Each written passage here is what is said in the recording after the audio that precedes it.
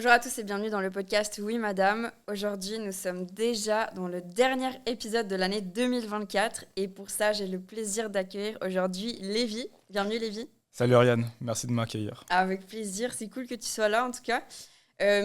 Aujourd'hui, on va parler un peu de ton parcours. Donc toi, tu as grandi dans une famille chrétienne, mais au début, tu n'avais pas forcément une relation vraiment avec Dieu. Est-ce que tu peux nous raconter un peu ton enfance? Alors moi j'ai grandi dans un quartier où il y avait pas mal de délinquance. J'étais un enfant aussi très colérique. Les seuls endroits où j'étais pas colérique c'était à l'école et au foot parce qu'en fait j'avais peur des répercussions à la maison que mon papa m'engueule ou autre, etc. etc. Et du coup j'ai grandi dans un contexte comme chrétien où voilà, j'avais une éducation chrétienne. Mes parents nous lisaient la Bible à la maison. On nous obligeait aussi à aller à l'église à l'époque. Et c'est vite devenu une habitude. Devenu une habitude que j'ai prise parce qu'en fait, il y avait à l'église, il y a l'école du dimanche, donc c'est pour les enfants, c'est un espace à part où justement ils peuvent apprendre la Bible de manière beaucoup plus ludique. Et en fait, je m'étais fait des amis et j'allais plus pour ça que réellement pour Dieu.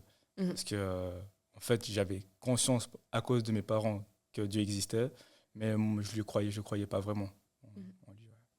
Et vers 7-8 ans, tu as commencé à avoir des pensées suicidaires. C'est hyper jeune. Qu'est-ce qui s'est passé?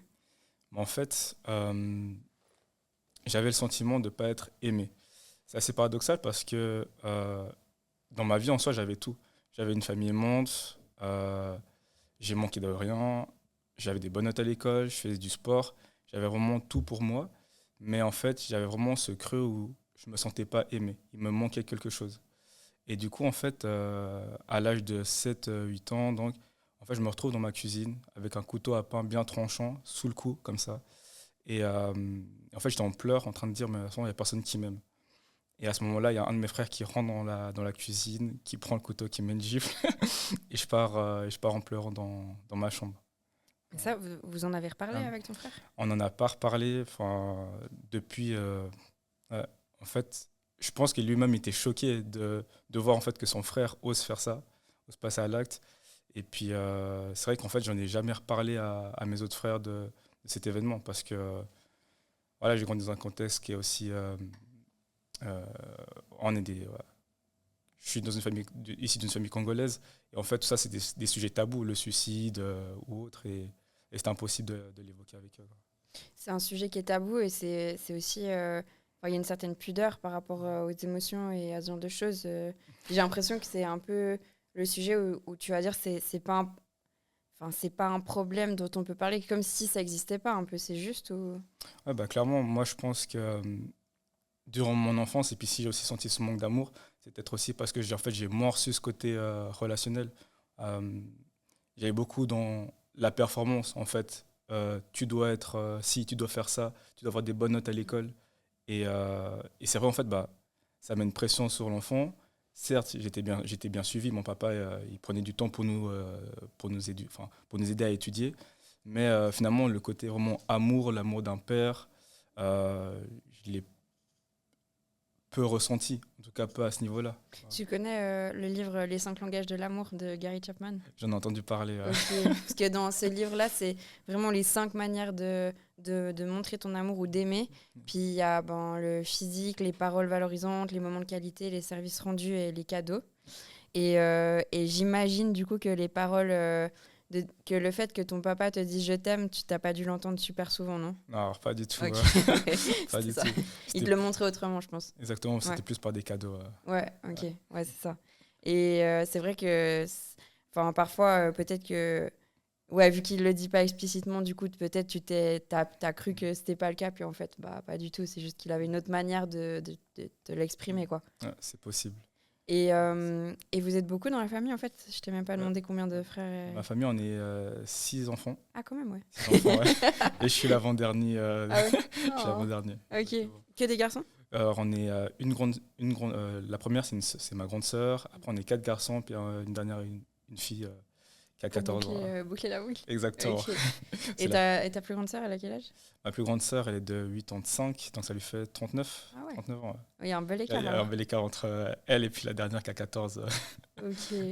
Ouais, ça devait être animé à la maison, ça c'est cool. Ouais, mais c'était pas toujours simple Hmm. au niveau un peu, on va dire, de l'intimité aussi. Ouais. On dormait tous ensemble, enfin, on était quatre dans une chambre. Ah ouais, quand même. Donc, c'était pas évident. Oui, et puis tu disais aussi que c'était un peu un quartier chaud et tout ça, donc j'imagine que c'était aussi pour trouver ta place que c'était peut-être un petit peu compliqué dans ces moments-là. Comment trouver sa place? Moi, je sais pas, je suis fille unique, donc je suis un peu à l'opposé, mais j'avais toute l'attention, voire trop d'attention, Mhm. mais je pense que ouais, quand t'es 6, bah tu dois te démarquer. Par contre, il y avait aussi ce truc chez moi, il faut faire pour être aimé, même si Mhm. c'était pas dit comme ça. C'est ce que j'ai ressenti, qu'il fallait faire des bonnes notes, accomplir des choses. Et ça, c'est un peu ce que tu disais aussi. Donc, c'est peut-être un moyen pour toi de te démarquer. Euh, bah, honnêtement, je pense pas que, que je le faisais pour être démarqué. Mhm. Mais c'est juste que avec l'influence des amis, enfin, voilà, on est jeune, on a un manque de maturité, et puis Mhm. du coup, on prend des mauvaises décisions. Et voilà, après, je pense aussi que le contexte fait que, et puis que c'est ça aussi qui m'a permis par la suite aussi de voir mes erreurs. Et puis, Tu parles de mauvaises décisions, tu penses à quoi? hein, je me rappelle, étant plus petit, je volais à des nerfs. Oh non! Et, Tu volais dans les magasins. Bon, et tu ne l'as pas fait, entre nous. non, c'est pas faux. Ça arrive vite, hein? Mais ce qui est assez drôle, je me rappelle toujours parce qu'il y a mon meilleur ami du coup qui me le rappelle souvent. Une fois, j'avais volé à des nerfs et en fait, en rentrant à la maison, en fait, j'étais tellement mal que en fait, je l'ai dit à mes parents. Et du coup, on voit justement que l'éducation chrétienne qu'ils m'avaient donnée, bah, elle est quand même restée, même si j'y croyais pas forcément au Oui. début. Oui. Ouais, tu Ouais, savais qu'est-ce que tu étais en train de faire, parce fallait que, mieux éviter, quoi. exactement. Oui. Et puis, par la suite, donc, Dieu s'est révélé à toi, on va dire quelques années plus tard, lors d'un camp. Est-ce Exactement. que tu peux nous raconter un peu ce qui s'est passé? Et Euh, puis aussi pour les non-chrétiens, est-ce que tu peux expliquer ce que ça veut dire que Dieu se révèle à nous? Parce que c'est un peu un jargon chrétien. Donc si tu peux expliquer ça aussi pour les yes, non-chrétiens. pas de souci. Du coup, j'étais au Power Camp, donc c'est un camp chrétien. Donc c'était en 2014. Et en fait, c'était un moment où il y avait en fait une prédication, donc le pasteur, c'est où le pasteur il prêche, et il parlait de son témoignage de vie, de comment il a rencontré Jésus. Et en fait, à la fin de ce message-là, il a fait un appel. Donc un appel, c'est justement où c'est quelque chose qui vient toucher les autres, les parties, enfin les personnes qui sont présentes dans la salle. Et en fait, il a dit la phrase suivante: peu importe tout ce que tu as fait, toutes tes erreurs, sache que Dieu t'aime. En fait, à ce moment-là, j'ai j'ai réellement senti l'amour de Dieu. Enfin, vraiment, ça m'a percuté. Euh, j'ai commencé à pleurer toutes les larmes de mon corps. Et en fait, j'ai réellement saisi que Dieu existait pour de vrai et je ressentais son amour. Tout le poids que j'avais dans mon cœur, en fait, il était parti. Et je me sentais léger. Et je me rappelle toujours, il y avait un ami qui était venu prier pour moi. Et en fait, il disait, bah, tu vois, cette sensation-là, tu vas continuer à la rechercher tout le temps. Et, euh, et c'est effectivement le cas. C'est une sensation à laquelle on aspire parce qu'en fait, on se sent complètement en paix avec Dieu et c'est beau. Et puis le fait que Dieu se révèle à toi, c'est vraiment que en fait, tu as conscience de qui il est, que Dieu existe pour de vrai, que c'était pas en fait une fiction, c'est pas une histoire qu'on a pu te raconter. Et ouais. Mhm. On dit, on parlait avant de l'obéissance aussi à Dieu. Et je trouve que si on veut obéir à Dieu, il faut être capable de l'entendre ou de savoir ce qu'il veut vraiment pour notre vie. Puis ça peut paraître un peu surnaturel ou spécial quand t'as pas ce mode de vie-là, mais est-ce que tu peux expliquer aussi un petit peu ce que ça veut dire? Et puis toi, concrètement, comment tu as commencé à développer ta relation aussi avec Dieu? Ok. Euh, Moi, j'ai commencé à développer ma relation avec Dieu. C'était vraiment en fait par la prière. Donc, c'est-à-dire que je prenais un temps où je parlais en fait à Dieu. Je pouvais exposer mes problèmes, ma vie de manière générale. Euh, J'attendais aussi qu'il puisse me répondre. Parce que voilà, être avec Dieu, donc c'est une relation. C'est pas uniquement un monologue. Mhm. Et donc, je prenais des temps où en fait, je faisais un silence pour pouvoir essayer d'écouter Dieu, ce que Dieu pouvait me dire. Et aussi au travers de la parole. Donc la parole, donc ce qui est écrit dans la Bible, parce qu'on dit du coup que c'est la parole de Dieu.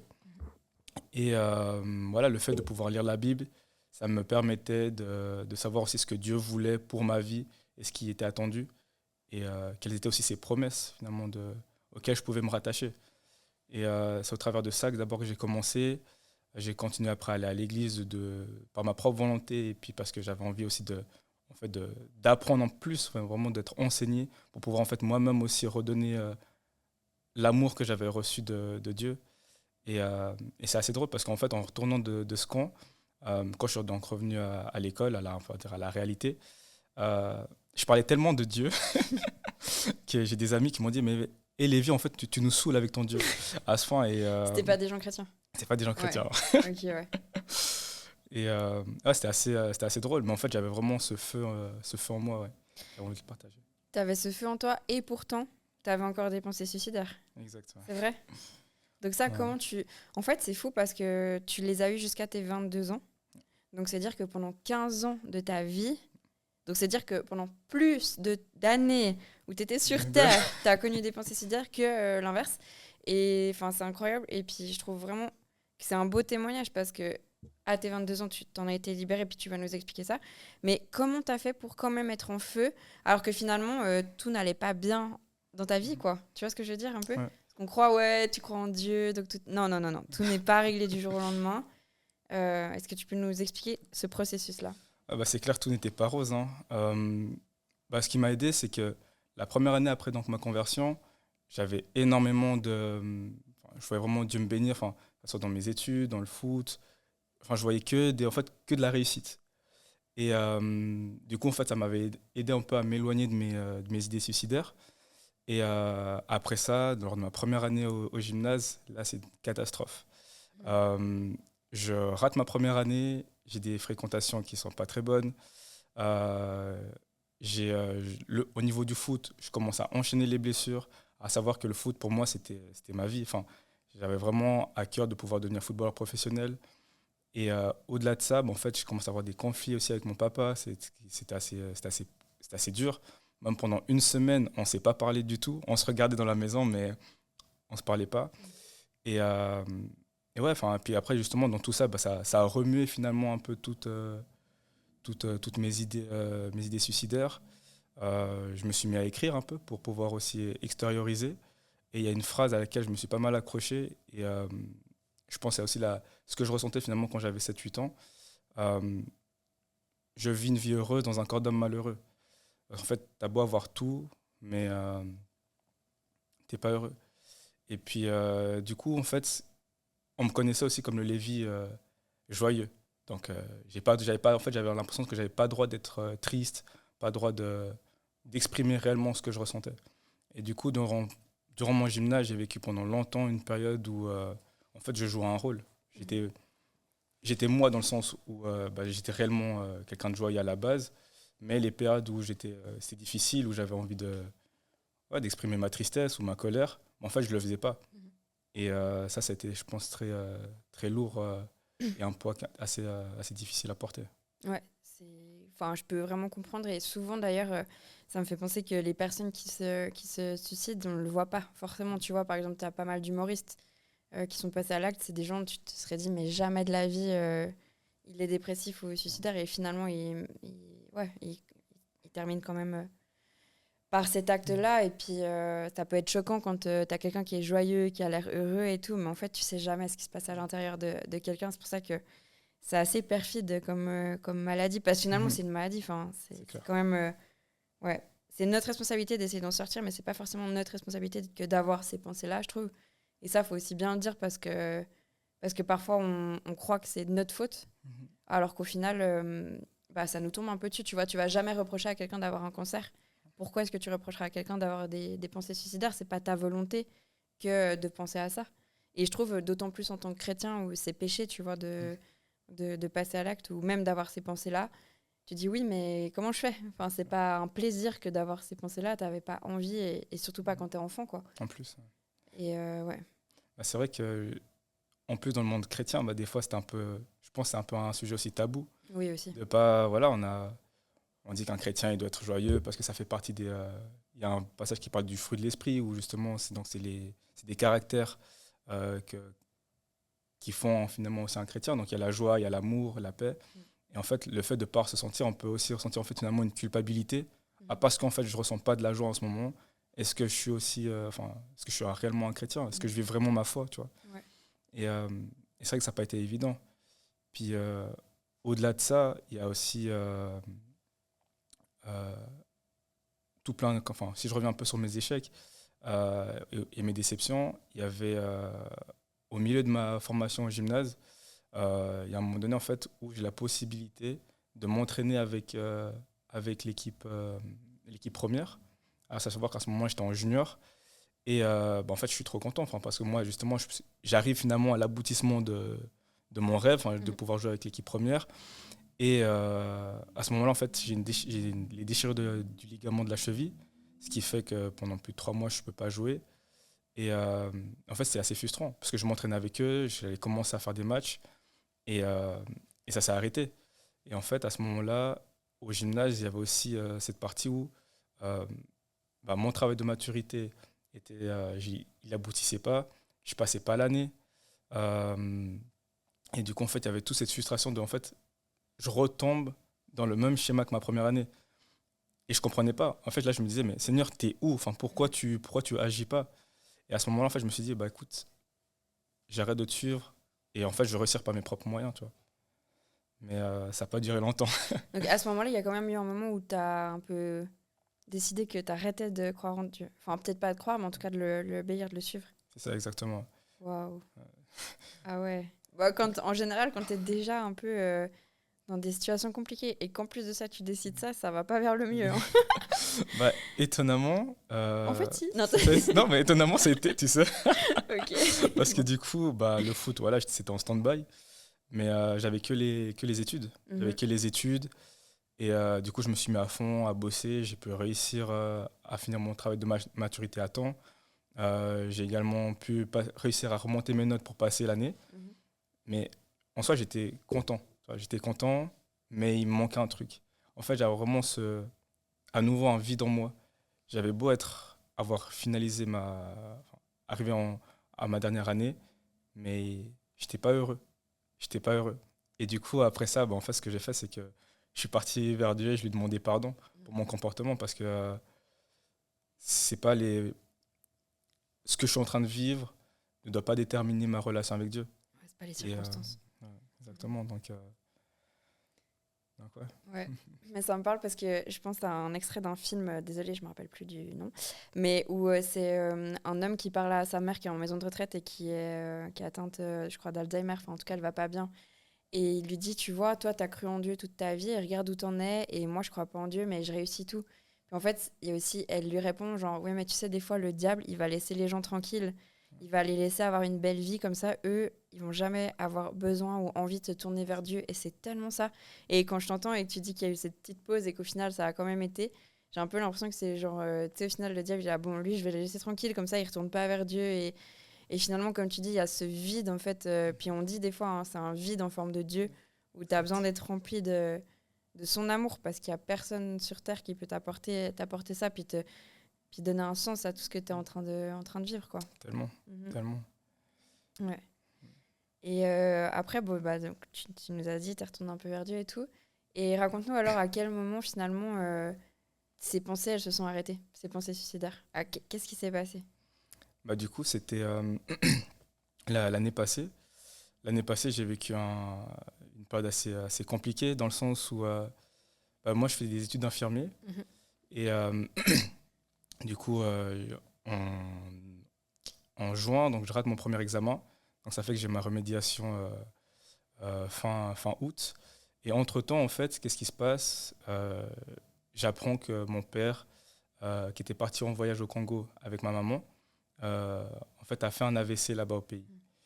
Et du coup, c'est un choc. Déjà, j'imagine pas perdre un de mes parents. Et puis du coup, en plus, on n'est même pas sur place. Et le fait de savoir aussi que, voilà, au Congo, les soins sont moins efficaces qu'en Suisse. J'avais vraiment cette peur vraiment de perdre mon papa. Et à ce moment-là, tu étais encore fâché avec lui ou ça allait mieux? Enfin, vous étiez en bon terme ou... On s'était énervé la veille. Oh non, En plus de ça, on s'était énervé la veille non. pour une histoire toute bête. Hein.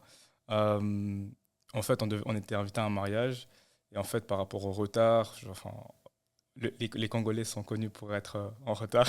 Ah bon? Et du coup, on avait, je pense, 4 heures de retard au mariage. Et en fait, pour moi, Ah ouais. c'était pas OK. Donc, assez énervé pour ça. Et puis Ça, voilà. c'est dit, non, Bibi, il faut jamais se coucher fâché. Euh, Mais c'est affreux. Ok. Ouais. Et puis, du coup, ouais, j'étais en colère contre. J'avais encore cette colère contre mon papa. Mm. Mais puis, bah, là, à ce moment-là, il n'y a plus de colère. La colère, elle a disparu. Bah oui. Et du coup, j'étais vraiment inquiet. Et à savoir aussi que j'étais dans une relation amoureuse qui s'est justement arrêtée quelques semaines après l'événement qui s'est passé avec mon papa. Et du coup, ça m'a mis aussi un coup sur le moral parce que je la voyais vraiment comme la femme de ma vie. Enfin, j'avais vraiment cette conviction-là. Et, et ça m'a un peu, enfin, ça m'a une partie de moi qui était un peu détruite, tu vois. Mhm. Et après ça, j'avais encore mon examen que je devais répéter. Et bah, évidemment que je l'échoue, je n'étais pas dans les Oh bonnes non. conditions. Ouais. Et là, complètement détruit. Parce qu'en finalement, mon avenir, je le voyais s'effondrer. Et ça allait pas, tu vois. Et en plus, parce que c'est pas fini, au niveau du foot, il y avait, à cause de tous ces événements-là, au niveau du foot, il y a eu un moment, euh, lors d'un match, en fait, où en fait, j'ai eu un excès de colère et on m'a fait une faute. Et en fait, j'ai essayé de mettre un coup de pied à un joueur. Et ouais, en fait, c'est quelque chose qui me ressemblait pas. Puis, du coup, j'ai eu rouge, j'ai été suspendu pendant 3 matchs. Mais c'est des choses qui me ressemblent pas à la base. Et en fait, à cause de tout ce contexte, bah, c'était difficile. Ouais, donc là, bon, l'année passée, donc, catastrophe, quoi. Exactement. T'enchaînes les trucs. Et après, Et après, bah, en fait, du coup, bah, je suis à la maison, j'ai rien à faire. Et enfin, à cause de tous ces événements, bah, en fait, je suis un peu, comme on va dire, dans une sorte de dépression où je vais pas bien, je sors pas de ma chambre, je mange pas, je regarde que des séries pendant plus ou moins 2 semaines. Et en fait, à moi, je me dis, mais en fait, Lévi, tu peux pas continuer comme ça. Faut que tu te bouges. Et du coup, je reprends ma relation avec Dieu, je recommence à prier, à lire la Bible, à le louer, donc à chanter pour Dieu. Et en fait, à un moment donné, en fait, il me parle et il me dit arrête le foot. Et comme je t'ai dit tout à l'heure, bah, moi, le foot, c'était ma vie, je voulais devenir professionnel. Et, et du coup, en fait, bah, je le fais. Et en fait, je ressens une paix immense. Genre, je me sens vraiment libéré d'un poids en arrêtant le foot, alors que je me suis toujours dit que je partirais en dépression. Et à la suite de ça, donc la vie suit son cours. Et du coup, je suis reviré. Mais je fais ce qu'on appelle un recours. Je fais un recours pour pouvoir reprendre mes études. Et puis, du coup, la veille de ce recours, je prie. J'avais jeûné aussi avec mon papa. Et, et en fait, à ce moment-là, du coup, je ressens une paix par rapport au fait que je vais reprendre les études. Du coup, j'avais vraiment cette conviction, je sais que je vais reprendre les études. Et au-delà de ça, par rapport à mes pensées suicidaires, Dieu me dit, va plus loin. Et en gros, je commençais en fait à proclamer des paroles et à prier sur le fait que je voulais plus avoir de pensées suicidaires, que j'enlevais toutes les paroles de malédiction que j'avais pu dire et je ne le dirais plus. Et en fait, à ce moment-là, j'ai ressenti un deuxième poids qui s'enlevait de ma vie. Et ouais. ouais, gloire à Dieu. Et du coup, tu as repris ton école d'infirmier. Et du coup, bah, je suis allé à cet Ouais. entretien. La directrice, enfin, moi, à la base, je parle très vite, je bégaye un peu. Et à cet entretien, en fait, la directrice m'a félicité de la manière dont j'avais pu parler. Et elle m'a dit, écoutez, vous allez reprendre les études. Gloire à Dieu. Et du coup, là, je termine dans une semaine, donc vraiment gloire à Dieu. Et félicitations, trop bien. Merci. Et juste ton papa, il va mieux? Mon papa, il va mieux. Ok, Mon gloire à Dieu. papa, il va mieux. Ok, trop bien. Donc en gros, on va dire que tout s'est arrangé en peu de temps. Un peu. Enfin, tout est tombé en Ouais. peu de temps et tout s'est arrangé en peu de temps aussi. Exactement. Et puis, Mhm. au-delà de ça, bah, j'ai vu aussi la main de Dieu de plus en plus. Euh, bah, Dieu m'a demandé de choisir une église où j'ai pu m'investir. Je suis devenu responsable d'un groupe de jeunes. Euh, au fil du temps, je me suis aussi investi. J'ai fait la RJ, donc c'est la rencontre jeunesse chrétienne, un grand événement qui se passe à Bulle où j'ai pu être équipé de prière. Et à la suite de ça, j'ai vraiment senti Dieu qui me disait en fait, deviens pasteur. Hmm. Yes. Amen. Bah, c'est tout ce qu'on te souhaite. On arrive gentiment à la fin de cette interview, mais je voulais te remercier pour ce témoignage qui est vraiment encourageant parce que comme quoi on peut lutter contre un problème pendant 15 ans et être guéri en une prière. Quel message d'espoir t'aurais pour quelqu'un qui traverse actuellement ce genre de situation? Bah déjà, t'es pas seul. Sache que ouais, Dieu il t'aime, il est là pour toi. Et, euh, et ouais, enfin, c'est. Ouais, que si tu as besoin de parler, enfin, vraiment, trouve des personnes de confiance, une place où tu es sécure pour pouvoir vraiment être honnête parce que ça jouer un rôle, ça marche pas. Oui. Ça a ses limites. Et puis, dernière question pour quelqu'un qui n'est pas forcément chrétien. Quels sont un peu les outils que tu as? Tu as parlé du jeûne, tu as parlé de proclamer la parole, tu as parlé de lire la Bible, de prier. Mais concrètement, dans une journée, il faut faire quoi? Comment tu mets ça en place? Est-ce que tu peux expliquer vraiment Ok. ouais. Bah, le jeûne, donc c'est vraiment une abstinence de nourriture à la base. Moi, ce que je mets en place en plus, c'est bah, j'évite de regarder des séries, de regarder la télé, mes réseaux aussi, pour vraiment en fait finalement me focaliser sur Dieu. Donc en me focalisant, donc c'est passant du temps dans la prière, où justement je lui parle, je lui dis tout ce que je ressens et où je l'écoute aussi. Il y a ces moments où je lis la Bible pour aussi connaître ce qui est dit, ce que Jésus a fait et pouvoir aussi les appliquer parce que c'est important de lire et de pouvoir le faire aussi après. Et la louange, donc de pouvoir chanter les bontés de Dieu et ça fait du bien. Yes. Ça fait du bien. Amen. Et qu'est-ce qu'on peut te souhaiter alors? De réussir mes études de théologie si je recommence. Ça marche. Bon, bah, alors, c'est tout ce qu'on te souhaite en tout cas. Je te remercie. Merci vraiment pour ton partage. Je trouve que c'est un bon interview pour finir l'année 2024. Merci pour ta présence sur le plateau. Merci à tous de nous avoir écoutés. N'hésitez pas à partager l'épisode autour de vous si ça vous a plu. N'hésitez pas aussi à vous abonner à la chaîne. On se retrouve très vite. Je vous souhaite tout le meilleur. Prenez soin de vous, prenez soin de vos proches et à tout bientôt.